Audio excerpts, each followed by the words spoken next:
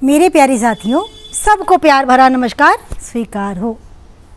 आज मैं आप लोग को एक कविता सुनाने आ रही हूँ। कहीं पढ़ा था, मन को बहुत अच्छा लगा, सोचा क्यों ना आप लोग के साथ शेयर करूँ। मैं अक्सर कहती हूँ ना, मुझे बहुत अच्छा लगता है जब मैं मैडम बन जाती हूँ। सब बच्चों की लाइन बनाकर जब मैं उन्हें पढ़ाती हूँ, जो कुछ मुझे आता है सब उन्हें सिखाती हूँ। तो अध्यापिका कहते हैं, अध्यापिकाएं हड़बड़ी में निकलती हैं रोज़ सुबह घर से। अध्यापिकाएं हड़बड़ी में निकलती हैं रोज़ सुबह घर से। आधे रास्ते में याद आता है, सिलेंडर नीचे से बंद किया कि नहीं। उलझन में पड़ जाता है दिमाग, कहीं गीजर खुला तो नहीं रह गया। जल्दी जल्दी में आधा पराठा छूटता जाता है टेबल पर, आधा खाया आधा छूट गया वहाँ पर। कितनी भी जल्दी उठें और तेज़ी से काम निपटाएं, पर विद्यालय पहुँचने में देर हो ही जाती है। खिसियाई हंसी के साथ बैठती हैं अपनी सीट पर। इंचार्ज के बुलावे पर सिहर जाती है। सिहरन को मुस्कुराहट में छुपाकर नाखूनों में फंसे आटे को निकालते हुए अटेंड करती हैं। काम करती हैं पूरी लगन से। पूछना नहीं भूलती बच्चों का हाल, सास की दवाई के बारे में। उनके पास नहीं होता वक्त पान सिगरेट या चाय के लिए बाहर जाने का।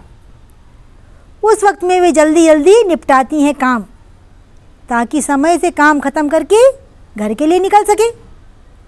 दिमाग में चल रही होती है सामान की लिस्ट, जो लेते हुए जाना है घर। दवाइयाँ, दूध, फल, राशन। विद्यालय से निकलने को होती हैं कि तय हो जाती है कोई ट्रेनिंग, कोई मीटिंग। जैसे देह से निचुड़ जाती है सारी ऊर्जा। बच्चे की मनोहार जल्दी आने की रुलाई बन फूटती है वॉशरूम में मुंह धोकर, लेकर गहरी सांस। शामिल होती है ट्रेनिंग में। नज़र लगातार होती है घड़ी पर, और जहन में होती है बच्चे की गुस्से वाली सूरत। साइलेंट मोड में पड़े फ़ोन पर आती रहती हैं ढेर सारी कॉल्स। दिल कड़ा करके वो ध्यान लगाती हैं ट्रेनिंग में।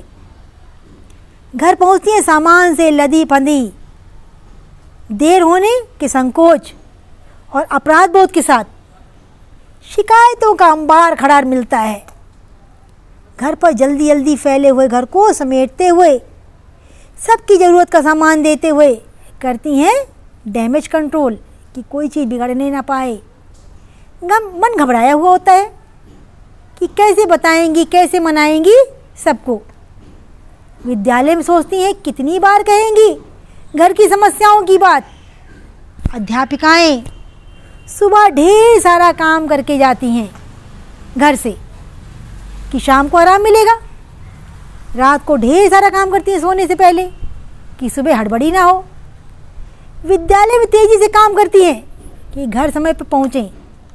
घर पर तेज़ी से काम करती हैं कि विद्यालय समय से पहुँचें। हर जगह सिर्फ काम को जल्दी से निपटाने की हड़बड़ी में एक रोज़ मुस्कुरा देती है आईने में, झांकते बालों में सफ़ेद बालों की सफ़ेदी। किस मशीन में तब्दील हो चुकी हैं अध्यापिकाओं से, किस मशीन में तब्दील हो चुकी। अध्यापिकाओं से कोई खुश नहीं, ना घर में, ना विद्यालय में, ना मोहल्ले में। फिर भी कोशिश यही रहती है कि समय से सबको खुश रख सकें। सही बात, काम करते करते बुढ़ापा कब आ गया पता ही नहीं चलता। तो अध्यापिकाएं, महिलाएं कभी भी अपने लिए नहीं जीती हैं, वो हमेशा दूसरों के लिए जीती हैं। इस मामले में मैं बहुत खुशनसीब हूँ कि जैसा इसमें लिखा हुआ है अध्यापिकाओं का जीवन, लगभग वैसा ही जीवन मेरा है। लेकिन जो मेरे प्रधानाचार्य हैं श्री प्रतीक कुमार श्रीवास्तव, उनकी मिसेस भी अध्यापिका हैं। तो जैसे वो हर एक के दर्द को बिना कहे समझ जाते हैं और छोटी मोटी गलतियों को तो नज़रअंदाज कर देते हैं। मान लो कभी कोई पेरेंट्स आ गया कि देखिए सर ये कॉपी गलत चेक हो गई, तो बड़े प्यार से कहते कि वो भी तो एक महिला है, घर का काम देखती, बाहर का देखती है, इतने सारे बच्चों को संभालती। आप एक बच्चे को नहीं संभाल पाई। चलिए अच्छा, मैडम से कह देंगे, नहीं हम खुद ही चेक कर देते हैं। तो अगली बार पेरेंट्स आते हुए भी घबराता है कि सही बात है, मैडम तो 45 बच्चों को एक साथ क्लास में संभाल रही हैं, हम एक बच्चे की शिकायत लेके पहुंच जाते हैं। तो हर काम को बड़े सुंदर ढंग से समेट लेना, हर समस्याओं को दूर कर देना, ये उनकी बहुत बड़ी कला है, जिसमें मैं अपने आप को भाई बहुत खुशनसीब समझती हूँ। तो आपको ये कविता कैसी लगी, और हाँ, आप लोग के दृष्टिकोण में अध्यापिका का जीवन कैसा है, आप लोग हमें लिखकर कमेंट बॉक्स में बताना। सबको टाटा।